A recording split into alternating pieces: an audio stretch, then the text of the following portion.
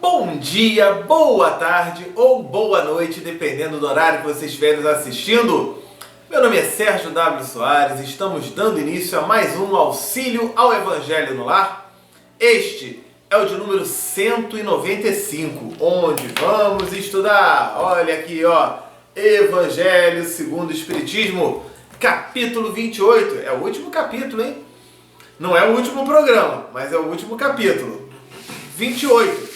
Coletânea de preces espíritas, tá?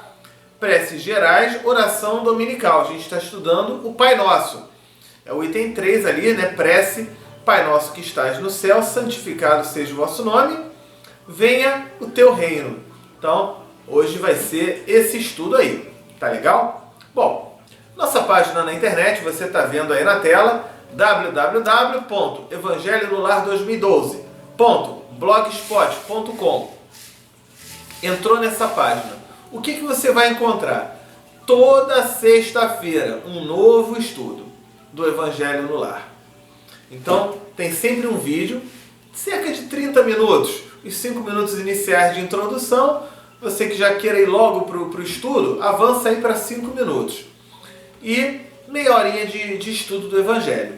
Você encontra o passo a passo de como fazer o Evangelho no Lar. Encontra o texto do Evangelho. Encontra o texto da página de preparo, que hoje é do livro Fonte Viva, do Emmanuel, que foi psicografado pelo Chico Xavier. Encontra o significado das palavras mais difíceis, a gente coloca em parênteses ali. Gente, tudo mastigado, não tem mais desculpa para não fazer o Evangelho no Lar, né? Tem o Tira Dúvidas no site, e se você quiser perguntar, tirar alguma dúvida pelo WhatsApp, anota aí, você está vendo aí na tela, 55, para quem está fora do Brasil, né? 55 é o código do Brasil. Coloca 21, que é o do Rio de Janeiro, 992475631. 21 992475631, que a gente vai responder as dúvidas, as perguntas aqui, tá? Inclusive tem aqui, faço toda semana o culto do Evangelho no Lar, porém cheguei tão cansado do trabalho que adormeci enquanto assistia um programa na TV e acordei de manhã cedo e acabei não realizando o Evangelho no Lar. Estou muito triste, não sei o que devo fazer para reparar meu erro ou esquecimento. Eu solicito instruções. Não precisa ficar triste com relação a isso. Essa tristeza ela vai emitir vibrações que não são muito legais, é lógico. Não é muito legal, é meio chato, né, que tenha acontecido isso, né? Procura de repente, ao invés de você deitar antes do Evangelho, bota o relógio para tocar um pouquinho antes, 5 minutos, 10 minutos antes da hora de começar, né? Faça uma prece em voz alta, espiritualidade amiga, benfeitores. Eu informo que não tivemos o Evangelho no dia de ontem, mas na semana que vem, no dia tal, na hora tal, estaremos firmes e fortes, tá? A gente cometer lapsos ou ter um problema aqui ou outro ali, isso faz parte. Tá? Às vezes a pessoa vai fazer, está engarrafado, está no trânsito, houve uma complicação, né? Uma prece em voz alta, meu anjo espiritual, meu mentor espiritual, anjo da guarda, peço para que informe a espiritualidade amiga, que hoje nós não teremos o estudo, mas na semana que vem, no dia tal, hora tal, retornaremos, tá ok? Não tem maiores problemas não fica assim não, a gente vai conseguindo melhorar, tá bom? Outra pergunta que foi mandada para o WhatsApp, eu fazer o Evangelho no Lar sozinho no meu quarto. Minha família não gosta. Tem problema eu fazer na hora que me der na telha? Ou por que eu tenho que definir dia e horário para que os espíritos estejam se os espíritos sempre estão conosco? Vamos lá. Pessoas estão com você no seu dia a dia? Sim, estão no seu dia a dia. Mas o seu chefe no trabalho, ele está com você geralmente aonde? No dia do seu trabalho, na hora do expediente do trabalho, né? Os seus colegas do futebol são pessoas, né? São pessoas que jogam futebol com você, mas os teus amigos do futebol estão com você quando? É no sábado de manhã, quando você marca aquele futebol com os amigos, com aquela data e aquele horário marcado. Então veja, espíritos estão conosco de todo tipo, de toda situação. Agora, os espíritos que trabalham a caridade, o auxílio no Evangelho no Lar, esses são na hora que você faz o estudo. Por isso tem que ser em voz alta e na hora marcada, tá ok? Bom, vamos então dar início ao estudo de hoje com a prece de abertura, tá legal? Vamos lá. Querido Deus, Mestre Jesus, espiritualidade amiga e benfeitores, obrigado por esta oportunidade de estudo, de conhecimento, de aprendizado. Agradecemos desde já a presença dos anjos guardiães que aqui estão e que possa o estudo de hoje transcorrer num clima de muito amor, de muita paz e de muita alegria. Que assim seja, graças a Deus. Então, feita aí a prece de abertura, vamos para a página de preparo. Você que tem Facebook, facebook.com/Evangelho no Lar 2012, você está vendo aí na tela, né? Então, página de preparo, livro Fonte Viva, capítulo 77, Pai Nosso. Então ele começa lá, Pai Nosso. Quem disse isso foi Jesus, e Mateus anotou no capítulo 6, versículo 9. Hoje eu estou precisando da minha lupa. A grandeza da prece dominical o quê? Que é relativa ao domingo, né? Ao Pai Nosso, né? Que é considerada como prece dominical. Nunca será devidamente compreendida por nós que lhe recebemos as lições de vida divinas. Cada palavra dentro dela tem a fulguração, o clarão, o brilho, né? De sublime luz. Então ele coloca o Pai Nosso, ele, de uma maneira muito resumida, Jesus transmite valores extraordinários nessa prece. É isso que ele coloca aí, tá? Então vamos lá. De início, desculpa a garganta hoje, de início o Mestre Divino lança-lhe os fundamentos em Deus, ensinando que o supremo doador da vida deve constituir, representar, significar para nós todos o princípio e a finalidade de nossas tarefas. Ou seja, Deus, ele tem esse significado. É através dele e de seus valores, né? Das lições que nos ensinam, os valores morais, amor, fé, perdão, caridade, auxílio, tolerância, paz, perseverança. São esses valores que a gente deve buscar e seguir cada vez mais. É necessário começar e continuar em Deus, associando nossos impulsos ao plano divino, a fim de que nosso trabalho não se perca em movimento ruinoso ou inútil. Tem pessoas que começam a trabalhar, a ajudar, a auxiliar, e daqui a pouco vira de lado, que vira do avesso, né? Então o que ele coloca aí? É importante que a gente saiba, tenha essa consciência, principalmente aquele que já faz o Evangelho no Lar desde o capítulo 1º. Hoje é o programa 195, já há 194 semanas. Vem acompanhando, vem aprendendo, vem compreendendo, colocando esses valores em prática, né? Ele começa a ter dentro de si essa centelha divina, esses valores, essa luz, esse clarão que vai iluminando o nosso caminho, que vai nos tornando pessoas cada vez mais resignadas, mais tranquilas, mais harmoniosas, mais perseverantes no bem. É isso que ele coloca. Veja bem, ser espírita, ter esses valores, não vai necessariamente nos livrar de problemas, porque aqui ninguém tem esse tipo de privilégio. Ora, Jesus, que está ali, ó, a foto dele, teve privilégios? Não teve.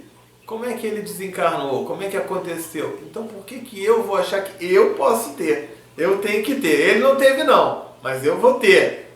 Ora, a grande lição que foi passada é que a gente não está aqui para ter privilégios aqui ou ali ou acolá. Mas, seja em situações boas, seja em situações difíceis, a gente ter a resignação, saber atravessar esse momento da melhor forma possível. Isso sim, são valores que a gente aprende aqui, tá certo? O Espírito Universal do Pai há de presidir-nos, né, de nos influenciar o mais humilde esforço na ação de pensar e falar, ensinar e fazer. Então, esses valores de Deus que nos ajudam, né, que Jesus nos passou, que nos ajuda a trabalhar esses valores de humildade, né, de pensamento, de fala, de ensinar e principalmente de fazer. Não vai adiantar a gente aqui estudar se a gente na prática não colocar esses valores. Você vai se tornar um mero teórico. A gente estuda para quê? Para praticar aquilo. Quando você, né, na cozinha, aprende uma receita de bolo, é para você ficar só com aquela teoria? Olha, eu já sei como é que é a receita do bolo tal, tal, tal. A receita da comida tal, tal, tal. Você estuda aquela receita, você lê aquela receita, para quê? Para um belo dia você chegar na cozinha e fazer aquele bolo, aquela comida, aquela refeição. Você apenas saber aquela receita e nunca ter feito aquilo, vai adiantar de alguma coisa? Não vai, né? Mesma coisa, dentro das devidas proporções, mesma coisa isso aqui que a gente aprende, ok? Vamos lá. Em seguida, com um simples pronome possessivo, o mestre exalta a comunidade. Pai nosso, né? Nosso, ou seja, de todos nós. Ele não é Pai meu, que está no céu, Pai nosso, ok? Depois de Deus, a humanidade será o tema fundamental de nossas vidas. Compreenderemos as necessidades e as aflições, os males e as lutas de todos os que nos cercam, ou estaremos segregados, isolados, no egoísmo primitivista. Todos os triunfos e fracassos que iluminam e obscurecem a Terra pertencem-nos de algum modo. Vamos ver isso aqui. O que é mais importante para você? Eu vou falar aqui e você vai me dizer nessa ordem, tá? O que é mais importante para você? O que vem em primeiro lugar para você? Você, a sua família, o seu trabalho ou o seu país? O que vem em primeiro lugar para você? Bota na ordem aí para mim. Bom, se você disse que na ordem vem em primeiro lugar você, depois os amigos, a família, depois vem o trabalho e que depois, por último, vem o seu país, você está cometendo um equívoco, que é isso que o Pai Nosso aqui, que esse texto está ensinando. Você está trabalhando a sua parte egoísta em primeiro lugar. Mas, Sérgio, eu tenho que olhar para o meu. É claro que tem. Mas o que adianta você olhar para si apenas se o resto estiver... Repara uma coisa. Você, sem a sua família, sem os seus pais que criaram você, você teria chegado onde chegou? Se não tivesse nascido dos seus pais, pessoas queridas, pessoas ao seu redor, alguém que educou você numa escola, em algum lugar, você seria o adulto que é hoje? Não. Então você sozinho não teria conseguido sobreviver nem 10 dias de vida. Então, em primeiro lugar, talvez não esteja você. Existem aquelas pessoas, aqueles familiares ali, que cuidaram de você. Esses familiares, para comprar o leite, o feijão, o arroz, comprar os livros escolares, uma roupa para você usar, eles precisaram de quê? Do trabalho, né? Tiveram que trabalhar. Então o trabalho foi mais importante. Sem o trabalho, aquela família não teria condição de sustentar você, de criar você. Agora, se de repente esse trabalho, né, o teu país estivesse em guerra, como a gente vê aí nos noticiários, alguns lugares que estão só destroços, ruínas, né, da guerra. Aqueles países que estão em ruínas por causa da guerra, tem trabalho lá? Ah, não tem. E se não tem trabalho lá, vai ter família? Não, não vai ter. Se não vai ter família, vai ter pessoa? Não vai. Olha só. É importante, então, teu país estar bem, estar em ordem, estar dentro das situações. É lógico, o nosso Brasil não, tem os seus problemas, seus defeitos, mas estando o nosso país em ordem, eu consigo ter o meu trabalho. Eu conseguindo ter o meu trabalho, eu consigo manter a minha família. Eu mantendo a minha família estando bem, eu consigo me manter e ficar bem. Deu para perceber aí essa ordem que ele coloca? É um pensamento bem interessante, né? É por isso que ele fala que é o nosso que tem que vir em primeiro lugar. Os soluços de um hemisfério repercutem, têm efeito no outro. A dor do vizinho é uma advertência para a nossa casa. Tudo isso que ele está falando, né? O erro de um irmão examinado nos fundamentos é igualmente nosso, porque somos componentes imperfeitos de uma sociedade menos perfeita, gerando causas perigosas e, por isso, tragédias e falhas dos outros afetam-nos por dentro. Causa e efeito. Tudo é causa e efeito.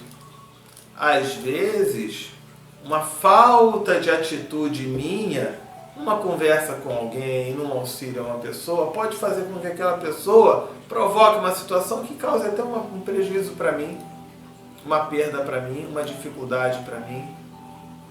Tudo isso pode acontecer, Porque a gente gosta muito de olhar para o nosso nariz apenas.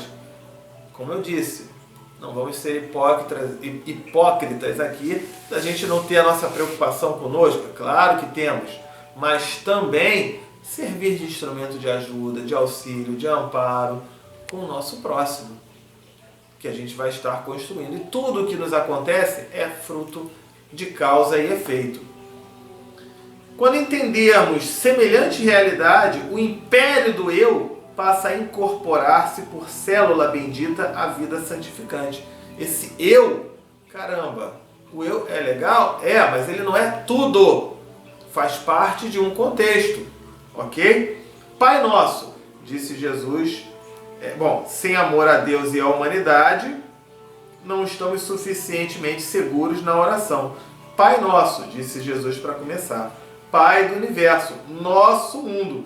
Sem nos associarmos aos propósitos do Pai, aos objetivos do Pai, na pequenina tarefa que nos foi permitido executar, nossa prece será muitas vezes simples repetição do eu quero, invariavelmente cheio de desejos, mas quase sempre vazio de sensatez e de amor. Então a prece, ela deve ser o quê? A nossa atitude para o coletivo. As pessoas estando bem, o país estando bem, a situação estando bem. Por que muita gente quer morar na Holanda, na Europa, na Suécia?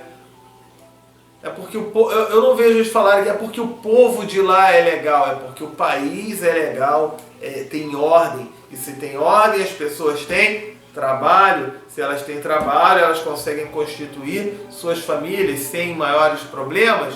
E se conseguem constituir suas famílias sem maiores problemas, o eu, cada elemento ali, consegue ter uma vida razoavelmente boa.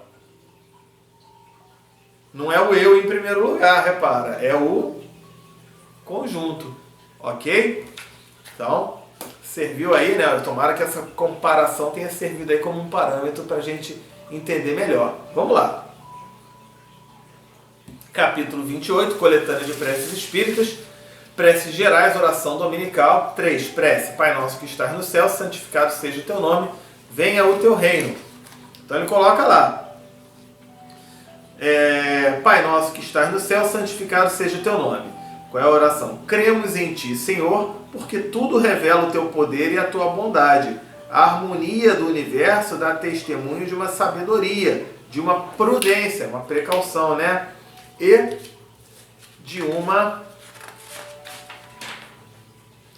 previdência, uma previsão que ultrapassam todas as faculdades humanas.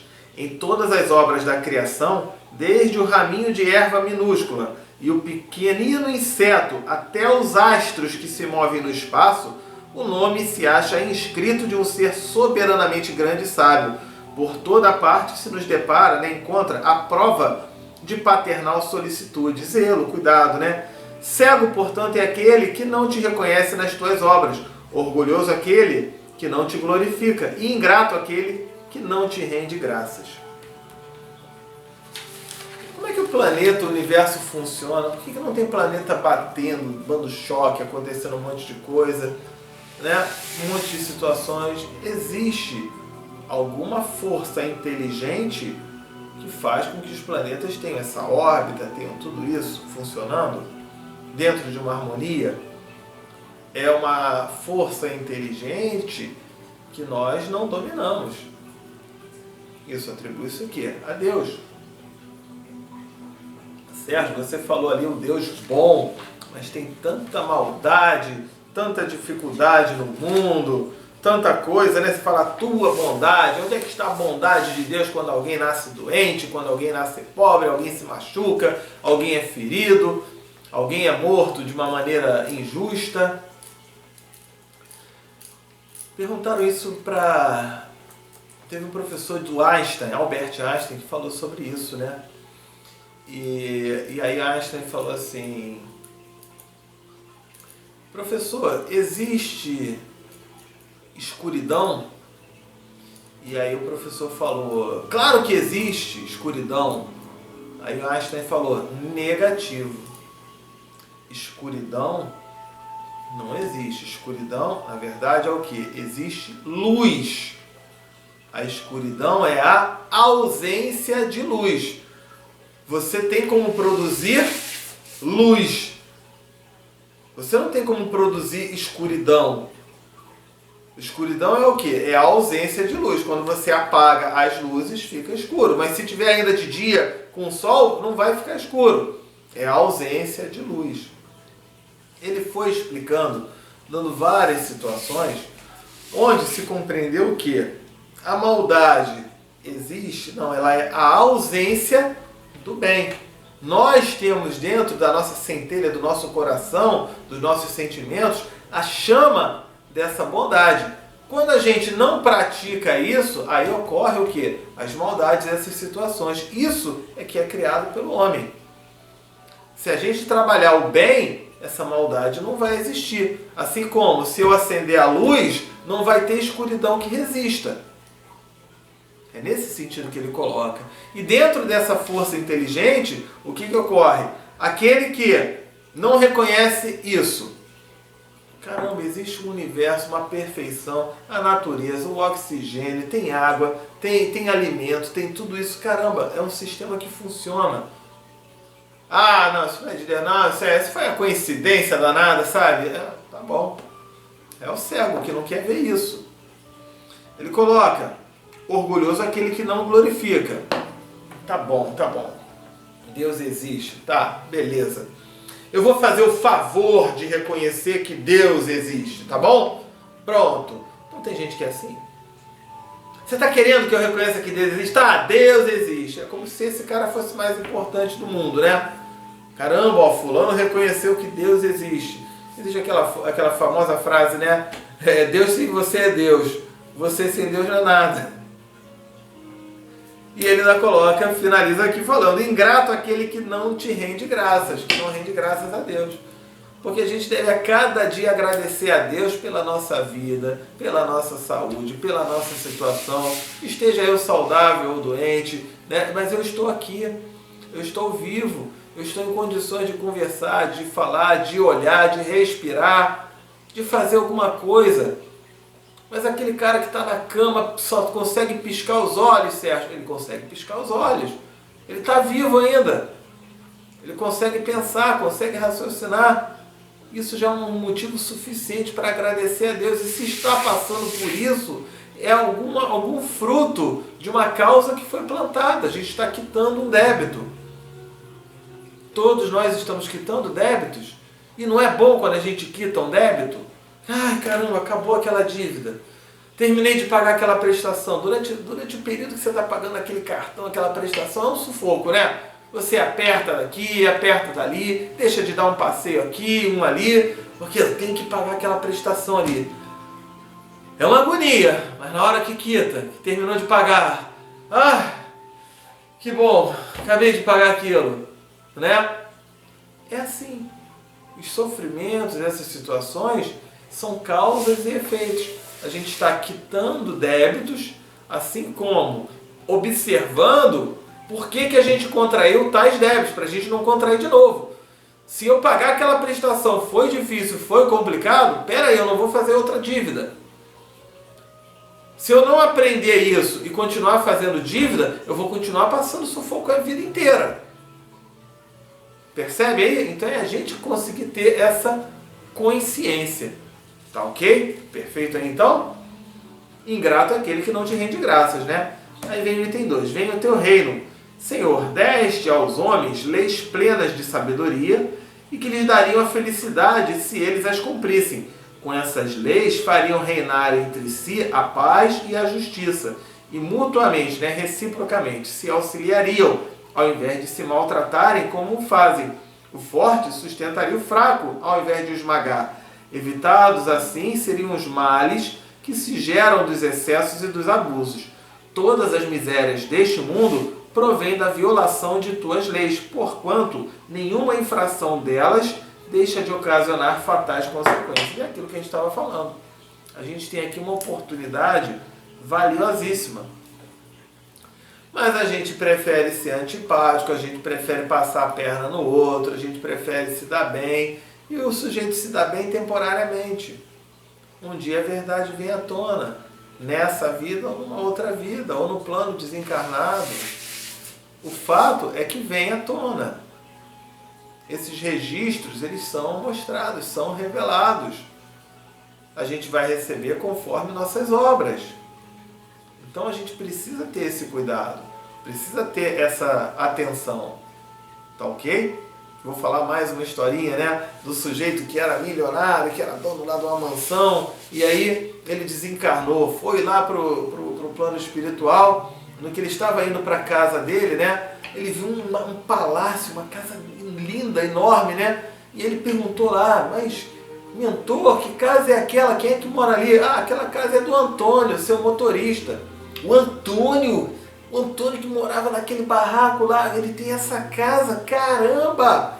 Nossa, e no meio do caminho, ele foi, viu uma outra casa linda, maravilhosa. Ele, mas quem é que mora nessa casa? Ah, ó, é da Dalgisa, sua cozinheira. Ah, Dalgisa, ela tem essa casa. Caramba, rapaz, tô doido pra ver a minha, né? Opa, a minha deve ser dessa turminha aí, que era tudo... Tem essas casas, né? E a minha? Ele chegou depois, viu assim um barraquinho, umas madeiras, umas ripinhas de madeira caindo ali, toda esculhambada, né? E aí o mentor falou aqui, ó, acabamos de chegar na sua casa. Ele ficou uma arara. Não, mas como é que pode? Essa casa não é minha, não pode ser e tal. Como é que essa casa vai ser minha? Vocês sabem fazer muito melhor do que isso. E aí o mentor falou, nós realmente fazemos melhor do que isso. Mas quem manda o material para a construção da casa são vocês enquanto ainda estão lá embaixo. Como? Financeiramente? Fala, não, pelas suas boas ações, pela sua caridade, pelo seu auxílio. Então o motorista e a cozinheira dele ali, né, eram pessoas do bem, que ajudavam, facilitavam, auxiliavam, amparavam, praticavam a caridade, foram construindo, né? Que na espiritualidade se chama até bônus hora, né? Que o André Luiz fala em Nosso Lar, né? O outro fazia isso? Não, não queria nada, tá bom. Depois não reclama, né? Então, vamos lá. Deste ao bruto o instinto que lhe traça o limite do necessário e ele, maquinalmente, igual uma máquina, né? Se conforma. Ao homem, no entanto, além desse instinto, deste a inteligência e a razão. Também lhe deste a liberdade de cumprir ou infringir aquelas das suas leis que pessoalmente lhe concernem, né? Lhe dizem respeito. Isto é, a liberdade de escolher entre o bem e o mal, a fim de que tenha o mérito e a responsabilidade das suas ações. Então, a gente, né, tem a condição, a capacidade de escolher, de criar, de trabalhar, de desenvolver, de estudar, de aprender, de praticar. E o que a gente vai praticar, o bem ou o mal? Você também pode escolher. Eu costumo muito falar com meus filhos, né, quando eu converso com alguns pais, meu filho é isso, meu filho é aquilo, tem essa dificuldade. Olha, eu não tenho como determinar ou afirmar com 100% de certeza o que meus filhos vão ser, o que eles vão fazer quando crescerem. Eu não tenho como dizer isso. Agora, uma coisa eu tenho como ensinar-lhes o caminho do bem, mostrar-lhes o certo e o errado e, principalmente, procurar dar o melhor exemplo para eles, ser o melhor referencial possível, ter nas minhas atitudes, saber pedir perdão, saber orientar, ter paciência, ter tolerância, explicar as coisas. Isso eu posso fazer. Dar-lhes e mostrar-lhes os bons valores, isso eu posso fazer. É isso que ele coloca aqui, ok? Ninguém pode pretextar, alegar ignorância das tuas leis, né, de Deus, pois com paternal previdência quiseste que elas se gravassem na consciência de cada um, sem distinção de cultos nem de nações. Se as violam, é porque as desprezam. Então, não tem aqui, é só quem for espírita, é só quem for católico, é só quem for brasileiro. Não. Repara que a gente estuda no nosso espiritismo, fora da caridade não há salvação. Não está escrito ali, fora do espiritismo não há salvação. Não está escrito, fora do cristianismo não há salvação. Sabe por quê? Porque se ele colocar fora da igreja, fora do espiritismo, ou fora do próprio cristianismo, você sabia que no nosso planeta Terra, os cristãos que conhecem Jesus, conhecem as lições, tudo aquilo que foi ensinado por Jesus, 1/3 da população é formada por cristãos. Os asiáticos, em geral, não têm a menor ideia, e a maior população está por lá. Não sabem nem quem é Jesus. Mas ele coloca o quê? Não tem culto, não tem país, não tem nada. O que tem é o quê? É atitude. Se um fulano pratica o bem porque aprendeu com as lições de Jesus, ótimo. Se um outro ele pratica o bem porque ele aprendeu com Krishna que praticar o bem é bom, ótimo. Se um outro pratica o bem porque ele só aprendeu com Gandhi que praticar o bem é bom, ótimo. E se um outro pratica o bem porque ele só aprendeu com Buda que praticar o bem é bom, ótimo. O objetivo é praticar o bem. Deu para perceber? A gente aqui tem a possibilidade de aprender com o Mestre Jesus. É maravilhoso. Porque ele é o governador espiritual do nosso planeta Terra. Melhor ainda. Mas se de repente um não aprendeu com o governador, aprendeu com o prefeito, com um funcionário ali, com outro trabalhador, tá ótimo. Por favor, não vamos falar daqui a pouco que tem prefeito, governador, presidente, nada. Tá? É só uma brincadeira aqui, só uma comparação, tá bom? Vamos lá então. Para finalizar, dia virá em que, segundo tua promessa, todos as praticarão bem, né? Desaparecido terá então a incredulidade. Todos te reconhecerão por soberano Senhor de todas as coisas, e o reinado das tuas leis será o teu reino na terra. Digna-te, Senhor, de apressar-lhe o advento, né? A vinda, a chegada, o início disso tudo, outorgando, concedendo aos homens a luz necessária que os conduza ao caminho da verdade. Então, que a gente possa encontrar essa luz cada vez mais e, dentro de uma situação que a gente aprendeu da gente evitar, da gente não ser egoísta, a gente poder fazer o quê? Compartilhar. É por isso que a gente fala tanto quando as pessoas assistem a gente pelo Facebook, compartilha. Curtir é muito bom, mas compartilha. Passe adiante, mostre a outras pessoas. Ou grave você mesmo um vídeo e fale, e mostre, e ensine. Leve adiante esses valores do bem. Deu para perceber isso aí? Então ele coloca com muita clareza aí, tá bom? Bom, chegou o momento da gente fazer aquela prece pelas pessoas queridas, encarnadas ou desencarnadas. Eu vou começar a prece, quando eu disser pausou, você pausa aí e menciona em voz alta o nome de todas essas pessoas, tá legal? Vamos lá. Querido Deus, Mestre Jesus, espiritualidade, amigo e benfeitores, viemos neste instante pedir-lhes para que possa cada irmãozinho ou irmãzinha, encarnado ou desencarnado, amigo ou inimigo, seja em que situação estiver, que possa receber o auxílio, o amparo, a luz, a força, o discernimento que estiverem precisando. Que possam superar suas dificuldades com toda a luz, com todo o auxílio, toda a resignação possível. Que assim seja, graças a Deus. Vamos mencionar o nome das pessoas. Pausou.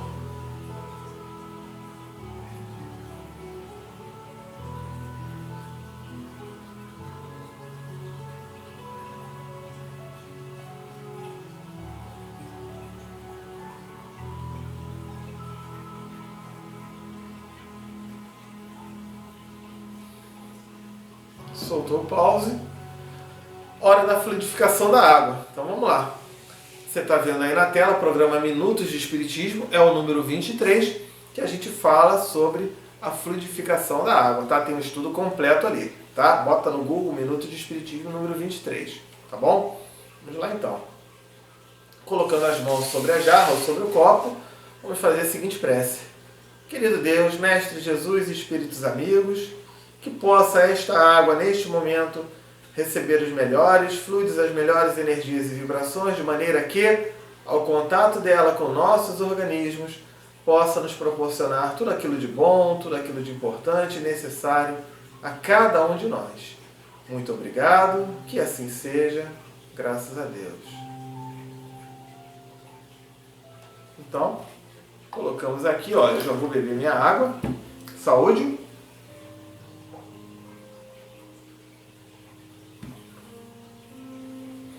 Chegou a hora da prece de encerramento, né? Então vamos lá.